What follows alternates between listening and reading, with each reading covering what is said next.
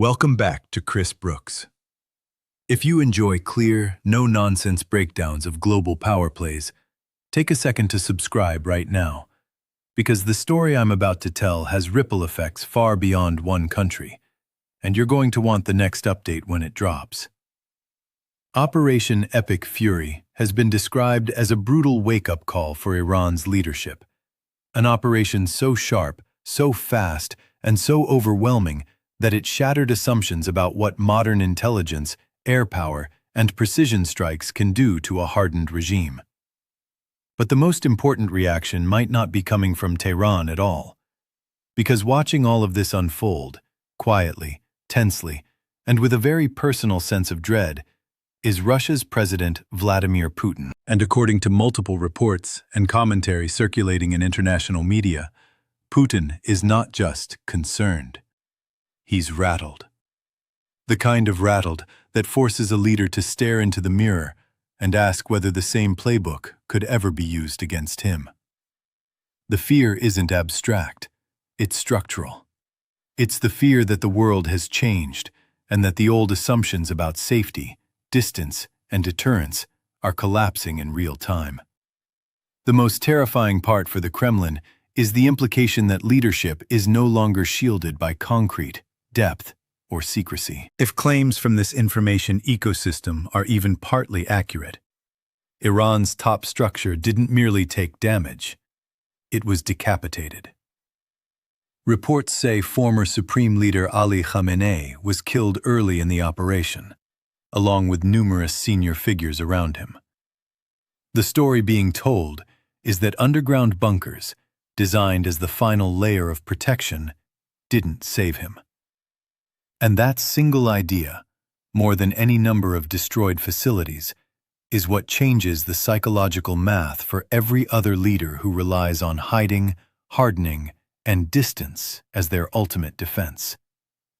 Because if a leadership target can be found and hit under layers of reinforced secrecy, then the real message isn't about Iran.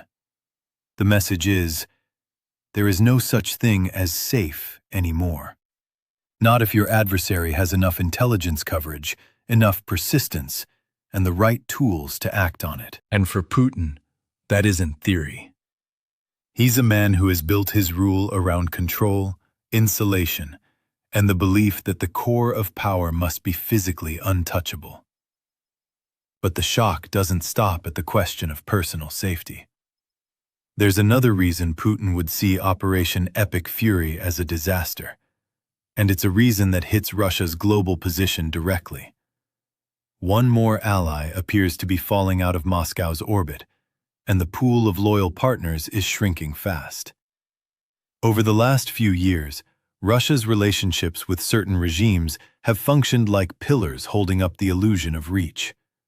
Not just influence in the Middle East, but the broader image that Moscow still has options, still has leverage, still has friends who matter.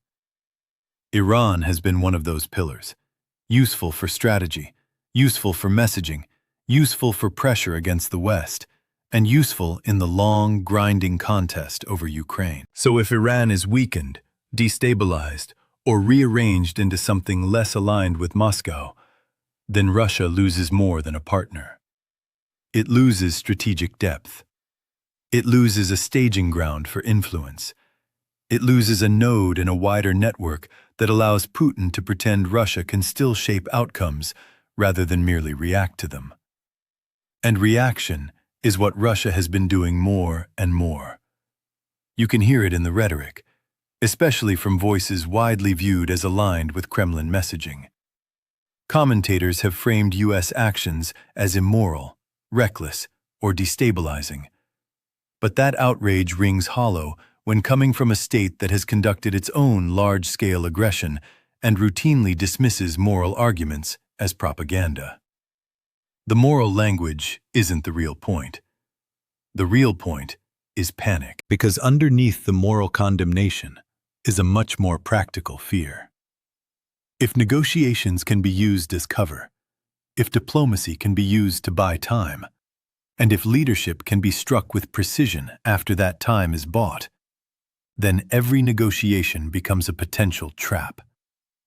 And that's where the Kremlin's anxiety deepens.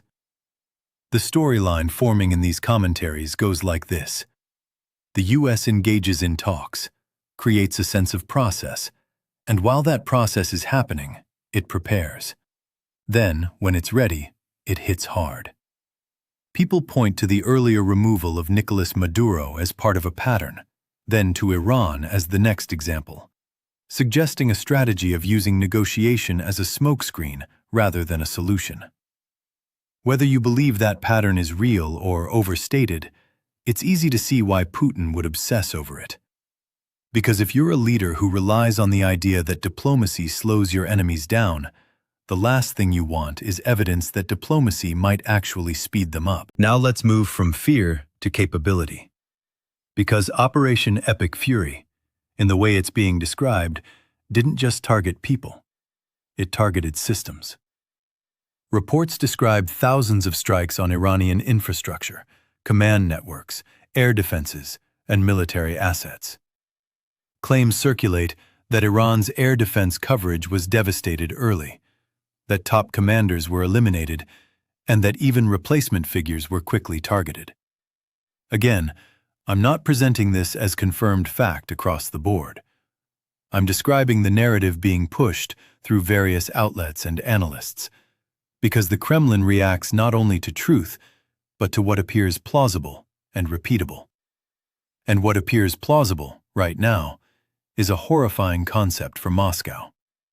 The possibility that Russian-built or Russian-supplied air defense systems can be neutralized or bypassed by a Western coalition with enough assets and enough intelligence. If that's the case, then Russia's own layered defenses, often advertised as elite, start to look less like an impenetrable wall and more like a marketing brochure. And if Iran couldn't prevent waves of strikes, then the Kremlin has to imagine what a larger, more complex, more painful version of that would look like if it ever happened closer to home. This is where the conversation gets personal for Putin, because Russia is a country that sells two things: strength and protection. Not just to its own people, but to anyone who wants to buy into the Russian orbit. It offers weapons, support, partnership, and the implied promise that Moscow's presence creates safety from outside pressure. But if Iran was a partner and still got hit, and if Russia couldn't or wouldn't meaningfully intervene, then what does that promise actually mean? Because here's the brutal logic. Alliances only matter when they cost something. If they cost nothing, they're not alliances. They're public relations. And from the outside looking in, Russia's response has been framed as mostly rhetorical: anger, condemnation, statements of distrust, while the practical reality is that Moscow appears constrained, not necessarily by lack of desire, but by lack of options. Why would that be? Because the war in Ukraine has drained resources. It has drained attention. It has drained prestige. And it has forced Russia into a position where it must ration its strength, picking where it can still project power and where it has to stand back and pretend that restraint is a choice, not a necessity. If you're a smaller state watching this, the message is unmistakable.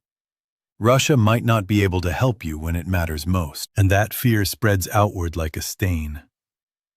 Because it's not only Iran in this storyline. People also point to previous events involving other Russian-aligned leaders and regimes, and they frame it as a sequence. Ally after ally pressured, weakened, removed, or forced into survival mode, while Moscow complains but cannot shield them. So Putin loses two things at once: the aura of protection and the loyalty that aura helped purchase. Now layer on top of that an even more immediate problem, one that hits Russia right in the machinery of its Ukraine strategy: drones. A central theme in this script is the Shahed drone pipeline. The narrative says that Russia has relied heavily on Iranian-designed drones, or Shahed-type drones, to overwhelm air defenses, exhaust interceptors, and create openings for missiles that do deeper damage. It's not just about destruction, it's about attrition. It's about forcing Ukraine to spend, scramble, and stretch, day after day, until cracks appear. But what happens if Iran is too damaged, too disrupted, or too politically transformed to keep feeding the components, expertise, or supply chain that makes those drones viable? Some analysts argue that even if Russia can assemble most of the platform domestically, certain critical components still come from abroad. And if that final slice disappears, call it the missing piece that makes the whole machine work, then production slows, quality drops, and Russia loses one of its most reliable pressure tools. And if Russia loses that tool, the battlefield equation changes. Because mass drone swarms aren't just a tactic, they're a strategy. They allow Russia to trade cheap systems for expensive responses. They allow Russia to clog radar, drain air defense inventories, and force Ukraine into constant high-alert operations. Cut that down, and you reduce the pressure. Reduce the pressure, and you reduce the damage. Reduce the damage, and you reduce momentum. Now add a twist that is particularly humiliating for Moscow. The possibility that Ukraine, not Russia, could become the partner other countries seek out for drone expertise. The script describes a scenario where Ukraine offers advisory support and drone technology assistance to the US and to countries in the Gulf, countries that would have strong incentives to harden themselves against drone and missile threats. If that happens, it's not just a technical shift, it's an influence shift. Russia's brand has been, "We sell you weapons." Ukraine's emerging brand becomes, "We teach you how to survive modern war." And that would sting the Kremlin, because it implies that the country Putin tried to break has become the country others learn from. Influence isn't only measured in territory. It's measured in who calls you when they're afraid. And if those calls stop going to Moscow and start going to Kyiv, then Putin isn't just losing a war of tanks and trenches. He's losing a war of prestige and future partnerships. Meanwhile, as these dynamics unfold, Russia tries to cling to positives, any positives. One argument that appears in commentary is that U.S. involvement in another conflict could strain American stockpiles or attention. Another is that rising oil prices, especially if strategic waterways are disrupted, could temporarily benefit Russia's oil revenue streams. But even those positives come with a countdown clock. Oil spikes don't last forever. Shipping disruptions are often met with countermeasures. Markets adjust. Insurance adjusts. Naval protection adjusts. And once the immediate shock fades, the underlying strategic loss remains. A weakened partner, a damaged supply chain, and a world watching Russia fail to protect what it claimed it could protect. So take a step back and look at the full picture this script paints. Putin watches a coalition dismantle Iranian air defenses and command structures at speed. He watches reports of leadership targets being found despite bunkers and secrecy. He watches an ally fall deeper into crisis. He watches Russia's own limitations get exposed in public. He watches the drone pipeline risk disruption. He watches Ukraine potentially gain influence in regions where Russia wanted to be seen as indispensable. And then, in the quiet moments, he's left with the thought that terrifies every insulated ruler. If it happened there, it can happen anywhere. Here are the 2 questions I want you to answer in the comments, and I genuinely want to hear your take. Do you think modern warfare has reached a point where underground bunkers and hidden leadership are no longer real protection? And second, if Iran's collapse or transformation cuts off critical drone components, how much does that change Russia's ability to sustain pressure in Ukraine? Drop your answers below. And if you think this kind of analysis deserves a bigger audience, subscribe to Chris Brooks. It helps the channel grow. It tells the algorithm this is worth sharing, and it keeps you plugged into the next story before it explodes across the headlines. Now, to close this out, Here's the hardest truth buried under all the tactical details. Operation Epic Fury, as it's being described, isn't just an operation. It's a demonstration. A demonstration that leadership can be targeted. A demonstration that alliances can be hollowed out. A demonstration that air superiority can rewrite political reality in days, not months. And a demonstration that the world's strongest intelligence networks can turn secrecy into a liability rather than a shield. Putin built his power on the assumption that he could control narratives, outlast pressure, and hide behind distance and hardened structures. But if the story coming out of Iran is a preview of the future, then his assumptions are aging out fast. And even if the worst-case scenario never arrives at his doorstep in the exact form he fears, the damage is already here. Fewer allies, less credibility, more dependency, and a world that increasingly sees Russia not as a maker of outcomes, but as a reactor to them. That's where real fear lives. Not in a single strike, but in the realization that your era is ending and you can't stop it. Only watch it happen, one collapse at a time. Thanks for listening to Chris Brooks. Subscribe if you want more deep, story-driven breakdowns like this, and tell me in the comments which part of this unfolding power shift you think matters most.